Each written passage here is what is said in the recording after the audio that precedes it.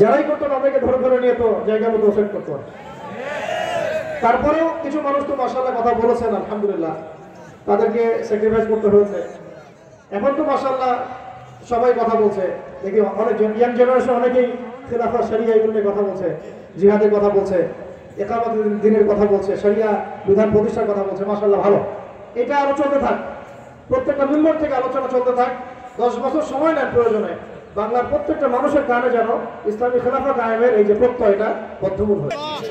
এটা একদিন হবে না। এই জন্য আমাদের কি দরকার? আমাদের দরকার ইসলামের বান্ধব একটা সরকার দরকার। এখন আমাদের কি দরকার? ইসলাম বান্ধব একটা সরকার ব্যবস্থা দরকার, যেখানে ইসলাম পন্থীদের একটা শক্তিশালী ভূমিকা থাকবে। এই ফু দিয়ে উড়াই দিবে এমন যেন করতে না পারে। যখনই জুলুম তখনই প্রতিবাদ হবে, যে জুলুম করবে প্রতিবাদ করতে হবে, এবং এটা ঐক্যবদ্ধভাবে করতে হবে। ঠিক আছে? যত রাম, যত বাম, যত এই যে সকল প্রগতিশীল সুশীল যারা ইসলামের বিরুদ্ধে কথা দিয়ে, কলম দিয়ে, সংগঠন দিয়ে যুদ্ধ করছে, এর সাথে আমাদেরকেও আদর্শ দিয়ে, কথা দিয়ে, কলম দিয়ে, সংগঠন দিয়ে যুদ্ধ করতে হবে। মানে যে যে ভাষায় কথা বলবে, যে যে ভাষায় ইসলামের বিরোধিতা করবে, সেই ভাষায় জবাব দেবেন ইনশাআল্লাহ। ওরা যদি কলম দিয়ে লিখে, আপনিও কলম দিয়ে লিখবেন। ওরা যদি মুখ দিয়ে বলে, আমরাও মুখ দিয়ে বলবো। ওরা যদি সংগঠন দিয়ে প্রতিবাদ করে ইসলামের বিরুদ্ধে দাঁড়ায়, আমরা সংগঠিতভাবে ইসলামের পক্ষে দাঁড়াবো ইনশাআল্লাহ। ওরা যদি লাঠিসোঁটা নিয়ে মাঠে নামে ইসলামের বিরুদ্ধে, আমরাও নামবো ইনশাআল্লাহ। যে ভাষায় কথা বলবে সেই ভাষা উত্তর হবে ইনশাআল্লাহ। আমাদের এখন দরকার একটা ইসলাম বান্ধব সরকার। এটার জন্য আপনারা সবাই ফিকির করবেন, এটা একজন মানুষের ফিকির না। এখন কিন্তু জিম্মেদারি আপনার কাঁধেও চলে আসছে।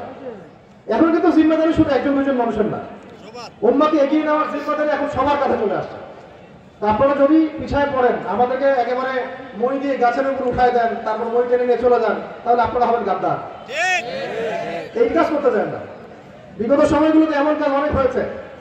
ওলামায়ে কেরামদেরকে, দায়ীদেরকে, ইসলামী সংগঠনদেরকে মই দিয়ে গাছে উঠায় দেওয়া হয়েছে এখন।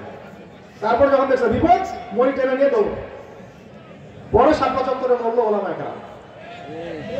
শহীদ হলেন কারা? রক্ত দিলেন কারা? ওলামায়ে কেরাম, তালেবে ইলম। মই তো টান দিয়ে চলে গেছেন তখন আপনারা। এমন লোক ছিল না তখন? ছিল। ভিতরে অনেক গাদ্দার ছিল, আপনারা এগুলো জানেন না। অনেকে ভিতরে অনেক গাদ্দার ছিল, এখনো আছে। আপনি কি মনে করছেন এখন নাই? এখন রূপ বদলায় ভিতরে ঢুকে গেছে অনেকেই, দেশ বদল করে ভিতরে সবাই ঢুকে গেছে অনেকেই। খুব সতর্ক দৃষ্টিতে পা তুলতে হবে। গত জুমার খুতবাটা শুনে নিয়েন, বাইতুল মুকাররমে গত জুমার খুতবাটা শুনে নিয়েন। দেশ এখন মারাত্মক স্পর্শকাতর একটা অবস্থায় আছে। এখন যদি আমরা সিদ্ধান্ত নিতে ভুল করি, ইসলামপন্থী ঐক্যবদ্ধ থাকতে ভুল করি, একে অপরের সাথে আবার সেই কাদা ছড়াছড়ি শুরু করি, আমরা কিন্তু পড়ে যাবো। এবার পড়ে গেলে আরো 20 বছর উঠতে পারবো কিনা সন্দেহ আছে। আমাদের শত্রুদেরকে চিন্তা হবে। যত রাম আছে সব কিন্তু আমাদের শত্রু এখন। যত বামপন্থী সবাই কিন্তু আমাদের বিরুদ্ধে দাঁড়ায় আছে এখন। যত ভারতীয় দালাল এবং এজেন্টরা আছে সব কিন্তু আমাদের বিরুদ্ধে দাঁড়ায় আছে। চতুর্দিক থেকে আমাদেরকে ভারত ঘিরে রাখছে। এই মাদক দিয়ে, সিনেমার ব্যবসা করে, দেশ থেকে রেমিটেন্স নিয়ে আরো কত দিক থেকে আমাদেরকে আক্রমণ করতেছে। তো এগুলো চিন্তা হবে, আগেই শুরুতেই চিন্তা হবে। এবং তাদের কোনো দালালকে এই বাংলার জমিনে স্থান দেওয়া যাবে না, কোনো অবস্থাতেই দেওয়া যাবে। তাওহীদপন্থী মানুষদেরকে নিয়ে ঐক্যবদ্ধভাবে সামনে যাবো ইনশাআল্লাহ। এখানে নিজে নিজে কোনো পদক্ষেপ নিতে যাবেন না, ওলামা কেরামদের সাথে মাশওয়ারা করে তারপর পদক্ষেপ নেবেন।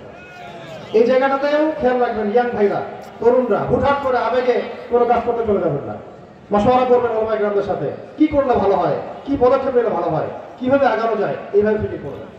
এটা আল্লাহ শুকরিয়া যে মাশাআল্লাহ এখন বাংলাদেশের বিভিন্ন জায়গায়, প্রত্যেকটা জায়গাতেই ওলামা কেরামদের, আমাদের ইসলামপন্থী রাজনৈতিক দলগুলোর সবার একটা ব্যাপক পদচারণা আছে আলহামদুলিল্লাহ। এখন মাঠটা রেডি করতে থাকেন, যাতে আগামী অন্তত 5-10 বছর আমরা পুরো বাংলাদেশে খিলাফা প্রতিষ্ঠার দাওয়াতটাকে বেগবান করতে পারি ইনশাআল্লাহ। তারপরে ইনশাআল্লাহ দেখা যাবে আসল খেলা কাকে বলে। বাংলার জমিনে আমরা আল্লাহর আইন প্রতিষ্ঠা করেই ছাড়বো ইনশাআল্লাহ। যে ভাষায় তারা প্রতিবাদ করবে ওই ভাষায় আমরাও কথা বলবো ইনশাআল্লাহ। ভাষা এখন আমাদেরকে চিহ্নিত করতে হবে কোন ভাষায় কথা বলতে হয়। ওরা যদি আক্রমণাত্মক ভাষায় কথা বলে, আমরা এখানে নমনম করতে যাবো না। হ্যাঁ, ওরা যদি বিনয়ের সাথে কথা বলে, আমরা বলবো আসেন চেয়ারে বসেন কথা বলে, টেবিলে বসেন কথা বলে। আপনি আক্রমণ করবেন আর আমরা আপনাদেরকে তেল মারবো, এই দিন শেষ হয়ে গেছে, এই দিন শেষ। আল্লাহ পাক আমাদের সবাইকে কথাগুলো বোঝার তৌফিক দান করেন।